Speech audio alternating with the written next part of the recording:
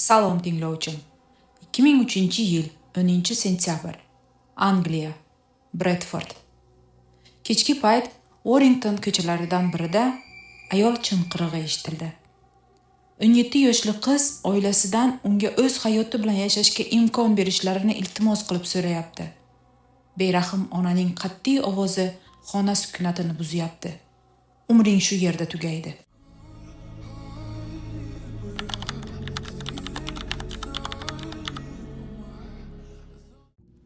Iftixor Ahmed Pokistonda tug'ilgan bo'lsa-da, 4 yoshidan Angliyada ulg'aygandi. Injener mutaxassisligi bo'yicha o'qishni bitirib, Daniyaning Kopengagen shahriga ishlashga ketdi. Ijarada yashayotgan uyining 20 yoshli qizi daniyalik Vivi Anderson bilan tanishib, 1 yil sevishgandan so'ng 1982-yil Viviga uylandi. Yana 1 yil o'tib esa ular o'g'illi bo'lishdi. Iftixor musulmon davlatidan bo'lsa-da, yoshligidan Yevropa mamlakatlarida voyaga yetganligi sabab dinga munosabati befarq edi. U Vivi bilan yashagan vaqtda torshimlar kiyar, tungi klublarda do'stlari bilan maroq bilan vaqt o'tkazar, spirtli ichimliklar ham iste'mol qilib turardi. U Viviga ham qattiqqo'ylik qilmas, oddiy Yevropa oilalari kabi zamonaviy yashardi. 1985-yil Pokistondan Iftixorga xat keldi. Xatda onasi o'lim to'shagida yotgani va u tezda yetib kelishi kerakligi yozilgan edi. U Viviga bir necha kunda qaytaman deb darhol Pokiston uchib ketdi. Pokistonga yetib kelgach, onasi unga tog'asining qizi Farzana bilan unashtirilib qo'yilganini va endi ular voyaga yetganliklari sabab to'y qilish vaqti kelganligini eslatdi. Iftixor Yevropada oilasi borligini aytgan bo'lsa-da, yaqinlari uning dinidan bo'lmagan qizni qabul qilmasliklarini aytib, to'y taraddudlarini boshlab yuborishdi. Oradan bir necha oy o'tgan bo'lsa-da, Iftixor qaytmayotganidan Vivi jiddiy xavotirga tushishni boshladi. Iftixor tog'asining qiziga uylangan bo'lsa-da, Vividan boshqa hech kimni seva olmasligini angladi va uni yo'qotib qo'yishdan qo'rqdi. U Angliyaning Bredford shahriga kelib, u yerdan ijaraga uy olib, Vivi va o'g'lini Angliyaga chaqirdi. Albatta, Vivi darhol o'g'li bilan Bredfordga yetib keldi. Vivi nihoyat oilasi to'kis ekanligidan xursand edi. Biroq 2 hafta o'tib eshik taqilladi. Iftixor kelgan ayol va erkakni qarindoshlari deb tanishtirdi. Bu notanish ayol u Pokistonda uylangan Farzana edi. U Iftixorga homilador ekanligini va endi bundan buyon erining oldida yashashini aytdi. Iftixor Viviga hammasini aytib berishdan boshqa iloji qolmagandi. Vivi haqiqatni bilgan zahotiyoq bolasini olib Daniyaga qaytib ketdi. Iftixor Vivini to'xtatmadi, chunki u oilasi va dini oldida Farzana uning din bo'yicha birinchi va yagona turmush o'rtog'i deb tan olgan edi. Keyinchalik ham u o'g'lidan bir marotaba ham xabar olmagan va uning hayoti bilan qiziqmagan.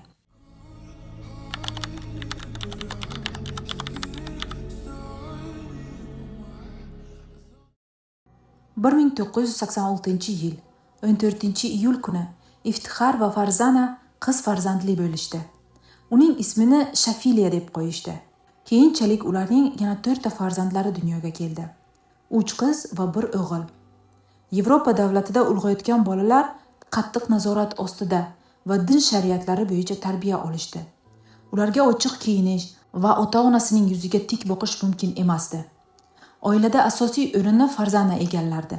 Iftixor ertalabdan kechgacha ishda bo'lsa, Farzana bolalar tarbiyasi va uy yumushlari bilan mashg'ul edi.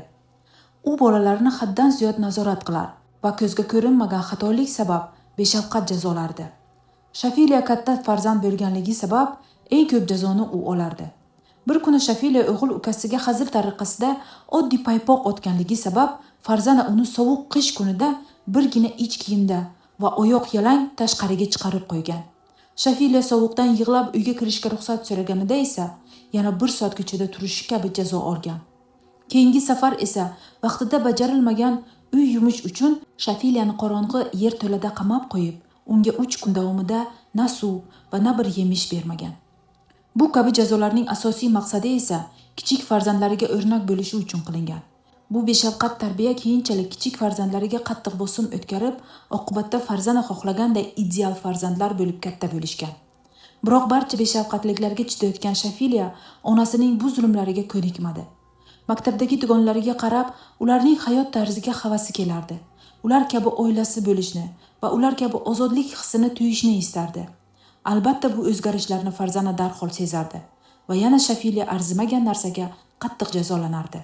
Balog'at yoshiga yetib, Yevropa bolalaridan ajralib turadigan va go'zallashgan Shafilya yigit bolalar tomonidan diqqat jalb qilishni boshladi. Biroq buni sezgan Farzana uni qattiq do'pposlar, noo'rin so'zlar bilan haqoratlar va u butun oilasini sharmanda qilayotganini aytardi. Bechora qiz yoshligidan oilada aybsiz aybdor edi. Shafilya muntazam ravishda onasi tomonidan kaltaklanar va biron joyida kaltaklardan izlar bo'lsa, ular badanidan yo'qolmaguncha maktabga bormasdi. Oqibatda maktab xodimlari ularning uylariga qo'ng'iroq qilib, nega Shafilya shu oyda faqat 2 kungina maktabda bo'lganligini va nega buncha darsni qoldirayotganligini so'rashdi. Farzana uni tobi yo'qligini aytsa-da, maktab xodimasi Shafilyaga telefonni berishlarini va u bilan gaplashishi kerakligini ta'kidladi. Farzana Shafilyaning qulog'iga telefon go'shagini qo'yib, unga hammasi yaxshi deyishga majbur qildi. Maktab xodimasi agar senga yordam kerak bo'lsa, faqatgina ha javobini ber deb aytdi. Shafilya ha dedi. Farzana tilni unchalik yaxshi bilmagani sabab bu muloqotni tushunmadi. Biroq ertasi kuniyoq ularning uyiga bolalarni himoya qiluvchi tashkilot xodimlari tashrif buyurishdi.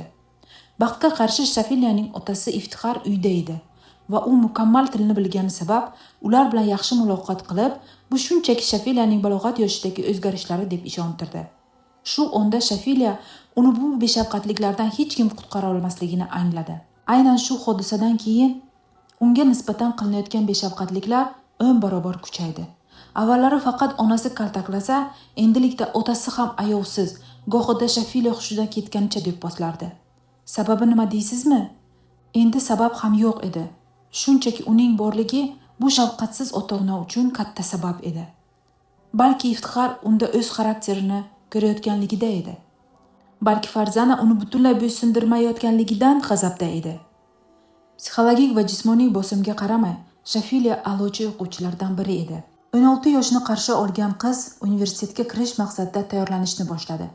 Buni sezgan onasi unga behuda vaqtini ketkazayotganligini va u shu yil maktabni bitirgan zahotiyoq uni Pokistonga olib borib, unga yoshligidan unashtirib qo'yilgan ammasining o'g'liga uzatishlarini aytdi.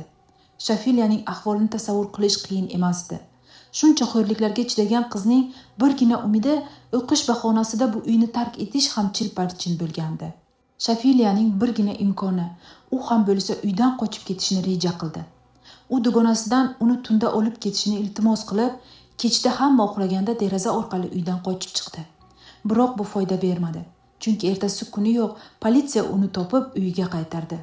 Shunda Farzana va Iftixor rostakamiga sarosimaga tushishdi. Ular qizining qilmishlaridan emas, balki qarindoshlari Shafilyaning qochib ketishga uringanini eshitsa, ularning ideal oilasi sharmanda bo'lishidan sarosimada edilar. Ular Shafilyaga bildirmay to'y kunini aniqlashtirdilar va unga shunchaki qarindoshlarini ko'rish uchun ketyapmiz bahonasida Pokistonga ketishdi. Ular Shafilyani tezroq uzatishsa, uning o'zidan ham, tug'dirayotgan muammolaridan ham qutulishlariga ishonishardi. Pokistonga yetib kelishganda ular to'y marosimlarini boshlashganini va uni o'zidan 10 yil katta ammasining o'g'liga uzatayotganliklarini aytishdi. Shafilya bunday holatdan o'limni afzal ko'rishini anglab, tunda vanna xonasiga kirib, u yerda turgan yarim shisha xlorli tozalovchi vositani ichdi. Agar uni vaqtida singlisi topib olmaganda, u halok bo'lishi aniq edi. Ertasi kuniyoq bu xabarni butun qishloq eshitdi va Shafilyaga uylanmoqchi bo'lgan yigit ularning uyiga kelib, Shafilya bu ishi bilan uni sharmanda qilganini aytib, unashtiruvni bekor qildi. Iftixor va Farzana xalq oldida sharmanda bo'lganlaridan kuchli g'azabga keldilar. Shu onda ham ular kuchli og'riqdan azob yeyotgan qizlaridan emas, o'z oilalarining sharmanda bo'lganliklarini o'ylashayotgan edilar. Shafilyaning ahvoli og'irlashayotgan bo'lsa-da, ular uni kasalxonaga etishmadi. Iftixor oilasini olib Angliyaga qaytdi. Biroz vaqt o'tib, Shafilya hatto suv icholmaydigan holatga kelib qoldi. Noiloj Shafilyani kasalxonaga olib borishdi va unga tibbiy yordam ko'rsatildi. Bir oydan so'ng Shafilya butunlay sog'ayib maktabga qaytdi. U yana universitetga topshirish uchun kuchli tayyorgarlikni boshladi. Maktabdan so'ng uy yaqinidagi do'konga yarim stavkaga ishga kirdi. U o'qishga kirishga ishonardi va ota-onasidan pul so'ramaslik uchun o'zining puli bo'lishini xohlardi. 2003-yil 10 sentyabr kuni Farzana qizini olib ketish uchun maktabga keldi. Shafiliya maktabdan so'ng tashqarida kayfiyati ko'tarilgan holda do'stlari va dugonalari bilan gaplashib o'tirganini ko'rgan Farzana g'azab otiga mindi. Uni chaqirib, tez mashinaga minishini talab qildi. Keyinchalik dugonasining aytishi bo'yicha Farzana g'azabdan qizarib ketgandi va Shafiliya tezgina do'stlari bilan xayrlashib, mashinaga minganida onasi unga baqirganini ko'rganini aytdi. O'sha kuni do'stlari va dugonalari Shafiliyani oxirgi ko'rishlari edi. 12 sentyabr kuni Shafiliya 2 kundan buyon darsga qatnashmaganligi sababli maktab xodimlari ularning uyiga politsiyani yubordi. Ota-onasi politsiyaga Shafiliya 1-2 kun oldin qochib ketganini aytishdi. Politsiya ajablanib, nega unda ular politsiyaga murojaat qilishmadi deb so'rashganda, ular biz uni rasmiy ravishda qidiruvga bersak, bu bizning oilamizga katta isnod olib kelishidan qo'rqamiz deb aytishdi. Keyinchalik ham ular Shafiliyaning omma yordamida axtarishlariga shu sabab tufayli rozi emasliklarini aytishdi. Politsiya maktabga kelib so'rov o'tkazishganda Shafiliyaning yaqin dugonasi uning qochish to'g'risidagi xabarni bundan oldin eshitmaganini aytdi. Shafiliyaning o'zi esa oxirgi vaqtlarda yana ota-onasi tomonidan muntazam ravishda kaltaklanayotganini aytib bergandi. Politsiya iftixorlarning uyiga yana tashrif buyurib, uy ichiga bildirmay ovoz yozuvchi moslamalar o'rnatishdi. Ular Shafiliyaning birdan yo'qolishida oilasining qo'li bor deb gumon qilishayotgan edilar. Biroq iftixor va Farzana umuman Shafiliya haqida gapirishmasdi. Bir necha kun o'tgach, Farzana iftixorga politsiya Shafiliyani topolmaydi, lekin mashina ichidagi izlarni topishsa-chi degan gapini eshitib qolishdi. Yana Farzana bir kun bolalariga tazyiq o'tkazayotgan vaqtda ular ham Shafiliya kabi bo'lishlarini xohlashmasa, uning aytganidan chiqmasligini aytganini eshitishdi. Shu asosda politsiya iftixor va Farzanani Shafiliyaning yo'qolishida sababchi qilib hibsga olishdi. Politsiya mahkamasida so'rovda o'tirgan iftixor va Farzana bir xil javob berishar va Shafiliya qochib ketgan deb ta'kidlashardi. Ular savollarga sovuqqonlik bilan javob berishar va qizlarining hozirda qayerda ekanligi ularni qiziqtirmasdi go'yo.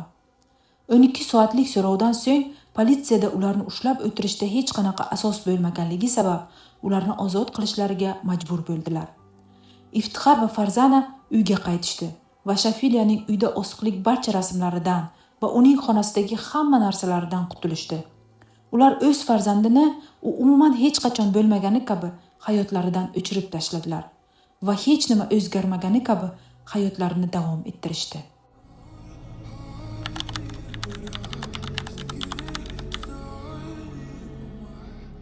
2004-yil fevral oyida Shafiliyaning yo'qolganidan 5 oy o'tib, Kent daryosi qirg'og'ida odam jasadi topildi. Jasad tanib bo'lmas darajada bo'lganligi sabab ekspertlar uni tish analizi orqali aniqlashdi. Jasad 5 oy oldin yo'qolgan Shafiliya Ahmed edi.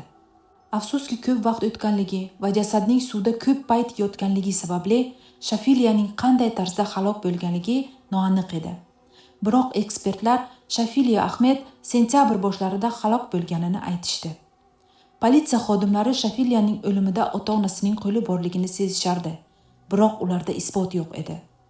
Iftixor va Farzana esa ta'ziya marosimlaridan so'ng ko'plab telekanallarda intervyu berib, politsiya asosiy aybdorni qidirish o'rniga ularni ayblashayotganini aytishib, o'zlarini qurbon sifatida ko'rsatishni boshlashdi.